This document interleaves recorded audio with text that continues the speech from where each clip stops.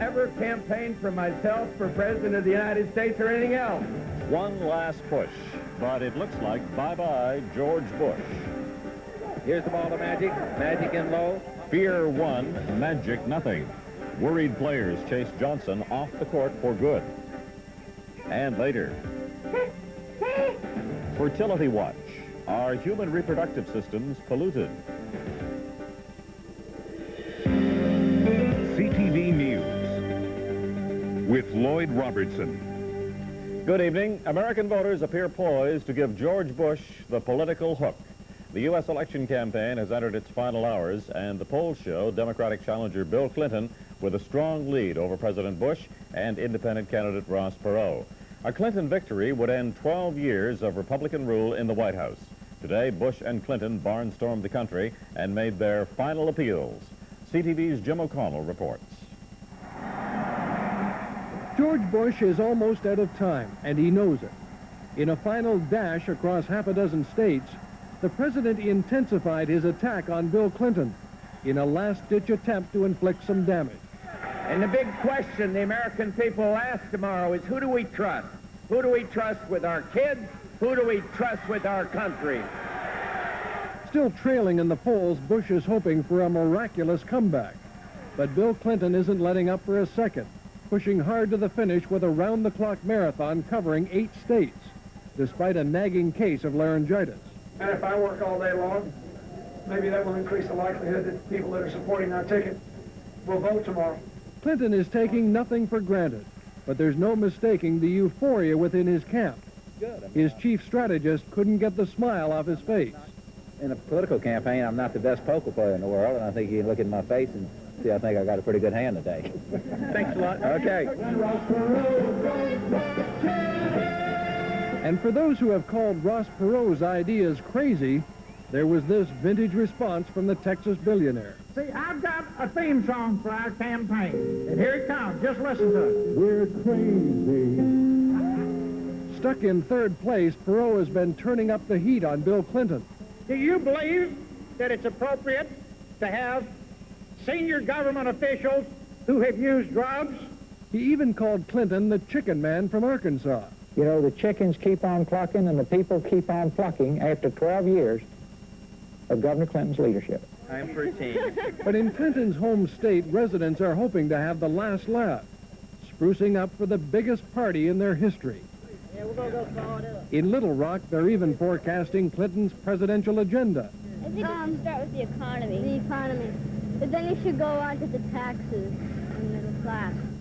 Clinton is expected here in Little Rock sometime tomorrow morning, where he'll try to get some rest and recover his voice and prepare for the speech he's been waiting a lifetime to deliver, what he hopes will be a victory speech. Lloyd? Jim, the excitement must be near fever pitch there tonight. Certainly is. Many here liken it to winning the World Series of politics. In a way, you could say that. Tomorrow night, this is where Clinton is going to give his address. It's going to be swarming with tens of thousands of ecstatic Arkansas people. There's even going to be some of the biggest names in Hollywood dropping by for the party. Now that there's nothing left but the voting, Jim, what's your main memory of the campaign? The biggest memory I have is how negative, how dirty this campaign was, but you can't forget also the dramatic comeback that Clinton made. He had been counted out so many times through this campaign, allegations about marital infidelity, allegations about the draft, about smoking marijuana and forgetting to inhale. Somehow he came back from it all, and he pulled it off. I think that he's going to be remembered for this dramatic comeback. Thank you, Jim. We'll see you tomorrow night. You're welcome, Lloyd. Good night. Analysts warn that it could be a flash in the pan, but Canada's sluggish economy has finally started to percolate. Statistics Canada released its composite leading indicator today, a broad gauge of activity that measures such things as retail sales, stocks, and trade, and it has jumped ahead. It grew by 0.4% in August, its biggest gain in 3 months. And the country's major banks have cut their prime lending rate. It's down a quarter point to 7.50%. The prime is an important benchmark for a wide range of consumer and business interest rates. And General Motors has shaken up its management team in an effort to reverse its staggering losses. John Smale, a Canadian-born executive, becomes chairman of the board, and John Smith, who once ran GM Canada, was named chief executive officer. Canadian Airlines has found itself shopping for suitors again. Its merger talks with Air Canada are on the rocks, at least for the moment. And now Canadian has started romancing American Airlines again. That possible marriage is the one favored by Canadian employees who hope Ottawa will help finance the arrangement. Mark Sickstrom reports. That can be done about 10:20. Even when the merger with Air Canada was announced, the employees of Canadian Airlines continued to hope they'd get another chance to bid on the troubled carrier. Now that chance has come. Merger talks with Air Canada have floundered. Last week, a plan to combine the two companies was rejected by both airlines, and no new talks are scheduled. We had hoped that things would go a lot faster, but they haven't.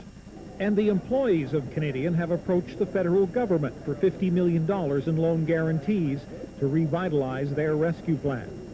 They're optimistic they will get the money, if only because a merger between Air Canada and Canadian does not immediately solve the financial crisis facing the two airlines.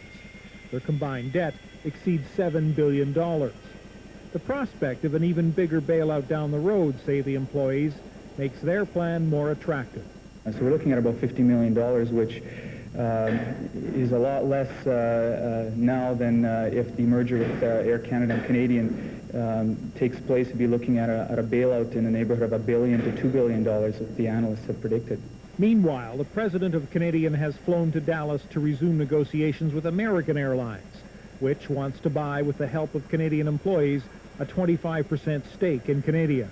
It's still a long shot, but as part of the process, of course, we have to explore every opportunity or any interest that is out there that may be a viable proposal. Just a few weeks ago, it appeared that Canadian Airlines had run out of options, that a merger with Air Canada was inevitable. But unexpected turbulence at the bargaining table and the sudden prospect of financial help from the federal government has breathed new life into the employees' rescue plan. Mark Sickstrom, CTV News, Edmonton. Overseas, an uncertain peace has returned to Angola after 4 days of heavy fighting. Clashes between government troops and rebel soldiers have reportedly left as many as 1,000 people dead in the capital of Luanda. Sporadic fighting continued around the city before government soldiers took back control to enforce a United Nations ceasefire.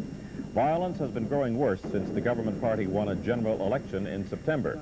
That election was supposed to put an end to a 16-year civil war that began after Angola won its independence from Portugal in 1975. The violence has killed more than 350,000 people, consumed half the country's export earnings, and left nearly 1 million people dependent on food aid. Still to come in tonight's news, the valor, the horror, and the Senate. Digging in to defend a TV film about war.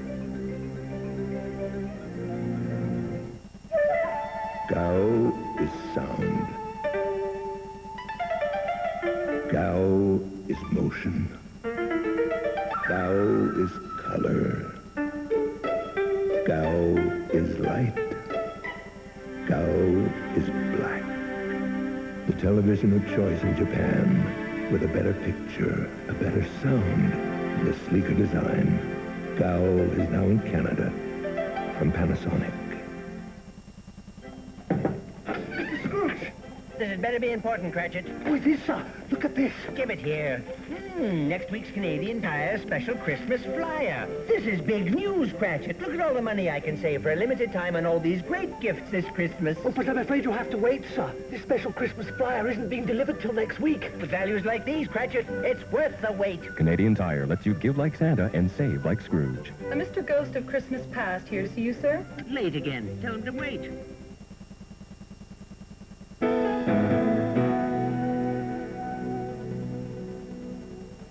A controversial Canadian war documentary was praised by some and panned by others before a Senate committee today. The program, called The Valor and the Horror, recounts Canada's efforts in the Second World War. It was broadcast as a three-part series on the CBC last January and was immediately attacked by many veterans for what they say was its unfair portrayal of Canadian soldiers, flyers, and wartime leaders. Ken Ernhofer reports. The first wave of bombers attacked Hamburg just before midnight on July 24th. The valor and the horror was no romanticized view of Canada's participation in the Second World War. The bombers dropped 9,000 tons of explosives over 3 days. It was war at its ugliest. But to many veterans, what was horrible about the documentary was the way they say they were portrayed. Now the Senate Veterans Affairs Committee is resuming its review of the film. Liberal senators are boycotting the hearings, calling it censorship. The remaining Tory senators say they're just giving veterans a forum. The veterans have free speech, too. Reason the press, so do I. I'm a Canadian, besides being a senator. But to filmmaker Brian McKenna, the Senate review is an attempt to chill an unpopular but valid view. The official story of the Canadian Army and the Canadian Air Force at war is not the only story. There's more to it than that. They should understand the full horror of war. For instance, air raids over Germany. The documentary alleges they were designed to kill civilians, not just military targets. We shall destroy Germany's will to fight. It's that kind of portrayal that angers veterans like Bill Dubois. He was a gunner on one of the Lancaster bombers, and he resents any implication that he was involved in wanton killing. It's portrayed as though we were ignorant. We didn't know what was going on, that we were going out and we didn't know that civilians were being killed. Civilians get killed in war.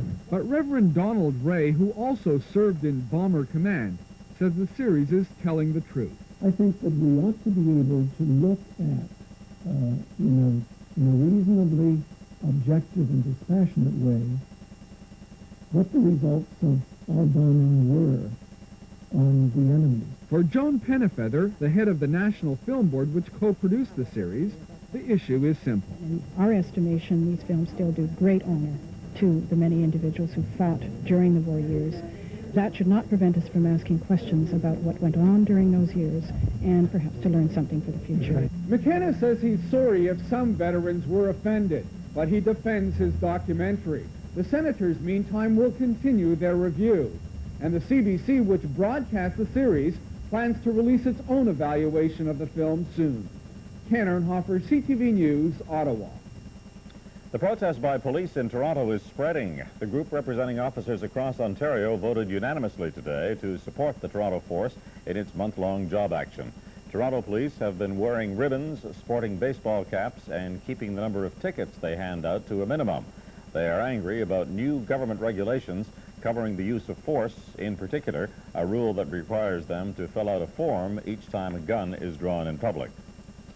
A quiet Halifax neighborhood is upset about an unwanted visitor that came calling during Halloween. The visitor, racism. Police are still trying to find out who's responsible for the Ku Klux Klan material that showed up in the city's south end. As Jim Munson reports, community leaders say hate literature is a countrywide menace. Halifax Halloweens have usually been an expression of good fun, a Mardi Gras type atmosphere.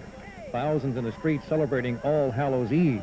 But beyond the masks and in the shadows, somebody was distributing propaganda from the white supremacist group, the Ku Klux Klan.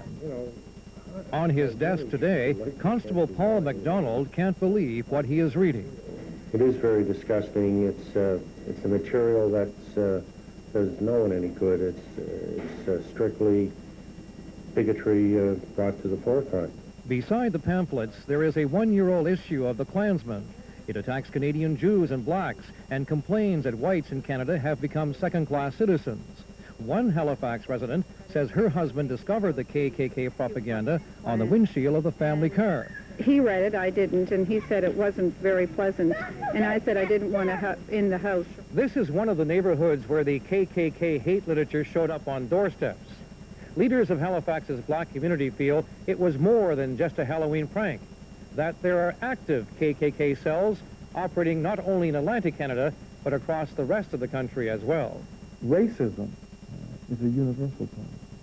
Reverend Darrell Gray believes the KKK is manipulating young people and the unemployed to become messengers of its racist philosophy. There's active recruitment in western New Brunswick right now. There's a big push in the Quebec area. At the Nova Scotia Human Rights Commission, there is obvious concern. It is important to enlist the support of the total society, to be eternally vigilant, to maintain the quality of Canadian life. The hope from the Human Rights Commission is that these racist acts are temporary aberrations. The police believe we haven't heard the last from the KKK. Jim Munson, CTV News, Halifax. Coming up, Magic's last shot. This time, there'll be no rebound. Also ahead, declining fertility. A 50% drop in 50 years. Toxic chemicals and human reproduction.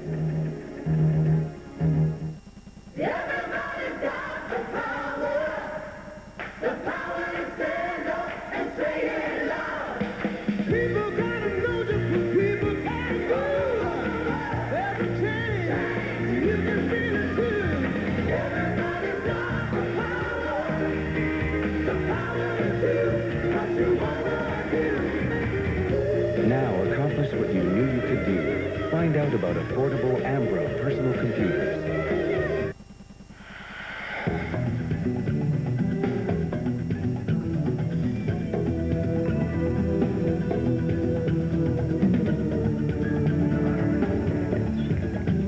Introducing the new Jeep. With an optional 220 horsepower V8 and exclusive driver's side airbag, no other vehicle gives you so much latitude.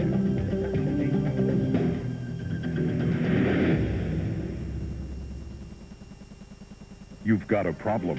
You've run out of options. You're about to give up. Don't. There's someone who can help you. Contact Dale Goldhawk today at 1-800-387-4499 and watch for him soon on CTV News. I'll make dinner. Great.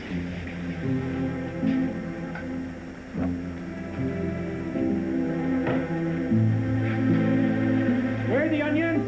Right where they always are. Never mind, found them. Perhaps at a moment when you least expect it, you'll discover that it is truly amazing what you can do with a tin of candles. Hello?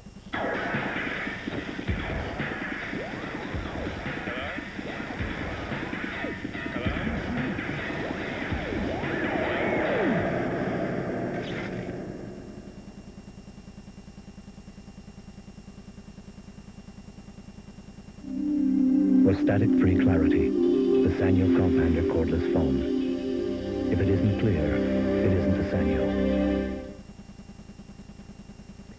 It took a sports figure, basketball superstar Magic Johnson, to remind us today of the fear and misunderstandings surrounding AIDS.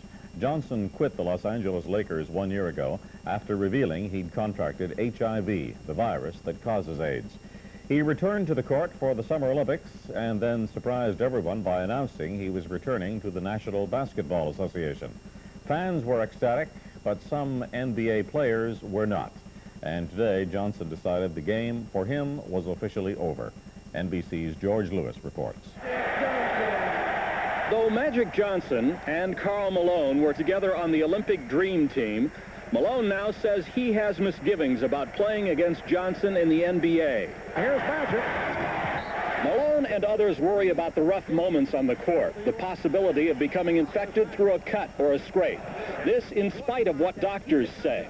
There is no substantial risk. There's virtually no risk of transmitting HIV in a sporting event. In an interview 2 Saturdays ago with Bryant Gumbel, Johnson talked about his return to the L.A. Lakers. If I felt that it was going to be a major distraction or a problem, I wouldn't have came back. But a week later, according to his agent, Johnson decided to retire for good. He loves the game too much for Irvin Johnson. If somebody is afraid to play against him and it's going to change the outcome of a game, he didn't want to be part of that. Health was not a factor in Johnson's retirement, according to his doctor. The superstar has not yet developed any symptoms of AIDS. There was a lot of support for Johnson from other players. I love the guy. He's still a friend. It's bigger than, this is bigger than basketball, and you know, I feel very confident playing with him, and I'm not really worried about it. Last year, during a TV show aimed at educating young people about AIDS, Johnson comforted a little girl who was shunned by her playmates because she, too, is HIV positive. You just want your friends to play with you? Now he knows that same hurt. George Lewis, NBC News, Los Angeles. There has long been a question about whether the environment affects human reproduction. Evidence is beginning to suggest that it does. Sperm counts are down dramatically. Trace chemicals are being found in human ovaries, and scientists suspect it could have something to do with the toxins in our air and water. In our focus report tonight, medical reporter Avis Favreau looks at the link between fertility and pollution. They're the most important human creation, our children, our genetic and social legacy. But some researchers are wondering if our future ability to reproduce is being threatened, and whether the culprit is chemical pollution. Like many male fertility researchers, Claude Gagnon has been noting a subtle trend, more and more infertile men. This is an example of a patient that is not producing sufficient spermatozoa. His concerns were validated in part by a recent study published in the British Medical Journal. Researchers in Denmark charted sperm production over 6 decades, using results of 61 studies from around the world. They found that 50 years ago, men were producing an average 113 million sperm per milliliter of fluid. By 1990, it had dropped to about 60 million. The drop, I think, is quite significant. A 50% drop in 50 years is quite dangerous, I think, with time. The World Health Organization considers men infertile at 20 million sperm per milliliter. In a recent unpublished Canadian study, environmental health researcher Dr. Serge Deneau compared the quality of sperm of men being tested in the late 1960s and early 70s to a group tested in 1984. In terms of mobility of the sperm, the appearance and viability of the sperm, we found a significant decrease of 10 to 15%. The question is why. The possible role of toxic chemicals has spawned a new area of research called reproductive toxicology.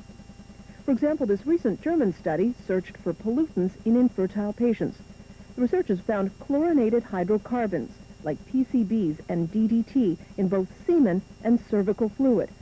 They're concentrated in the cervical mucus, or the fluid that's produced by the uterus through which the sperm have to swim. And if that area is highly toxic, it may in fact kill off the sperm that are swimming through. Another Canadian study found trace chemicals in the fluid surrounding human eggs in the ovaries of infertile women. Well, we're asking if some of the chemicals are actually toxic to the ovaries content of eggs. The fact that we're at least beginning this process, I think, is novel and an important consideration. Studies have shown that fertility has remained relatively constant. A normal number of babies are being born, and so researchers agree there is no cause for immediate alarm. But they do see a need for concern, because animal studies have shown that it's the reproductive system that is first damaged by chemical pollutants. The animal tests tell us that, yes, indeed, human fertility is probably going to decrease because we're exposed to the same chemicals. Theo Colburn is co-publishing a book on the latest findings of how chemicals in the environment are affecting both animal and human reproduction. We're not sure. We may be at that turning point. In the coming months, the studies will be repeated to determine their accuracy. Then researchers can perhaps begin answering the troubling questions for the sake of our collective future. Avis Favreau, CTV News, Toronto. Hollywood has lost the pioneer producer who made banana peels famous and who also launched such comedy stars as Laurel and Hardy. Hal Roach died today of pneumonia at the age of 100. Roach recalled a few years ago that it was on one of his silent movie sets that banana peels from somebody's lunch were first used to help comedy actors do pratfalls. When we return, mega veggies. If you tuck them in at night, they grow up to be really big.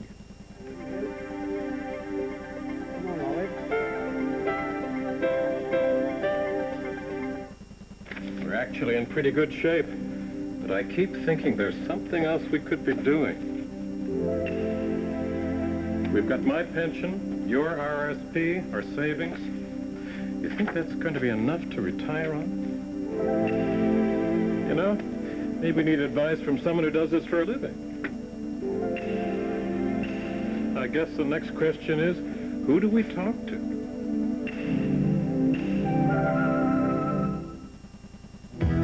Tim Hortons has mealtime deals. So come on in for a super deal on our great selection of savory soups and chili, too. You've always got time for Tim Hortons. Enjoy one of our soups with a tea biscuit, coffee, and a donut for just $2.99. Or a heartwarming bowl of chili with a coffee, donut, and a Kaiser for $3.99. Always got time for Tim Hortons. Soup's on, chili's hot. We believe the last thing the world needs is another car. So we built one, the Nissan Altima. Because we knew words like performance and fuel economy could be spoken in the same breath. That a car could be big enough to be comfortable without being uncomfortably big. And because we're committed to taking responsibility for every car we build. The new Nissan Altima, built for the human race. Now, we all know there are two sides to every story, and that's especially true at Home Hardware. On one side, you've got friendly advice, over 900 dealers. On the other side, you always get a great price. Home's been giving Canadians great value for almost 30 years. So, when you put friendly advice and great price together, it seems to me the folks at Home can guarantee a happy ending to any story. Home Hardware, home of the handyman. In England, a place known for its lush gardens, one man stands head and shoulders above the rest, and so do his vegetables. He's a gardener who's tapped the secret of the green thumb to grow some of the biggest veggies you're ever likely to see. CTV's Philip Winslow has the story. Bernard Lavery is a gardener. More than the average garden variety type, Lavery grows mega vegetables for size, not for taste. Well, this is one of my carrots, the long type, bit green on the top, but I hope it's travelled down this pipe below this mark here, which is my world record of 17 feet. From sunflowers to squash, they're just plain big, world-class big. Lavery holds 12 world records so far. Radish, cabbage, parsnip, carrots, courgettes, marrows, oh, it goes on forever. The secret?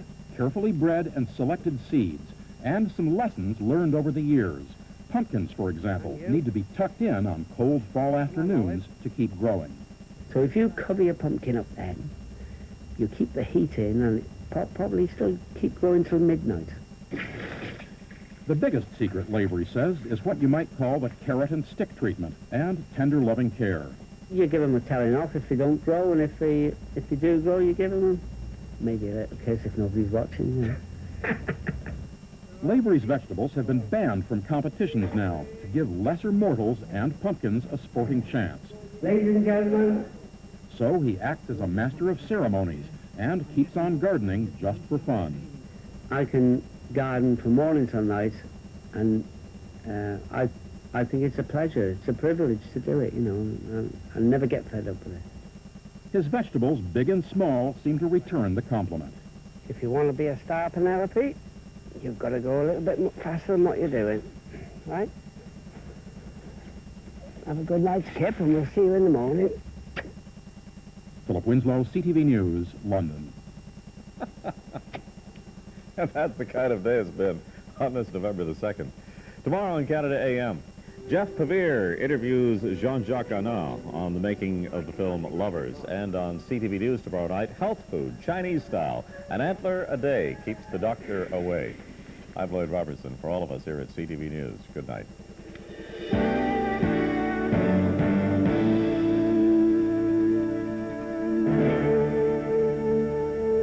How low can we go? A bag that talks at a price that screams, $189. This new bag phone has all you need to get on the air, including the flexibility of hands-free, car and portable use, and more bonus features for just $189.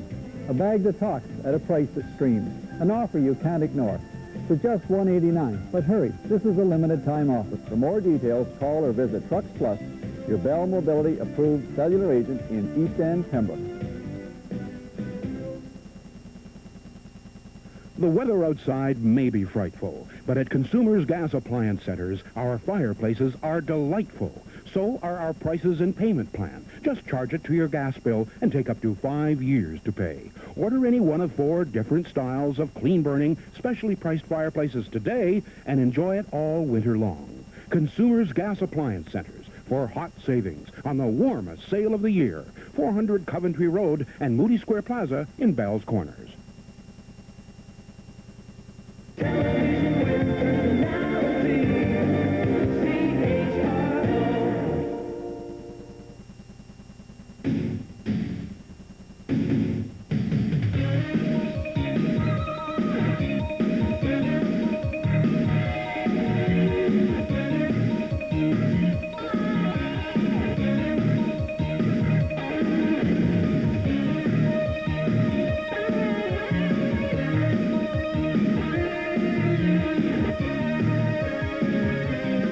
This is CHRO Sports Late Night. Here's Brian Parker. Good evening. Coming up on the show tonight, the Habs put their 7-game unbeaten streak on the line at the Forum against Winnipeg. Just as the NBA season is about to begin, Magic Johnson retires again.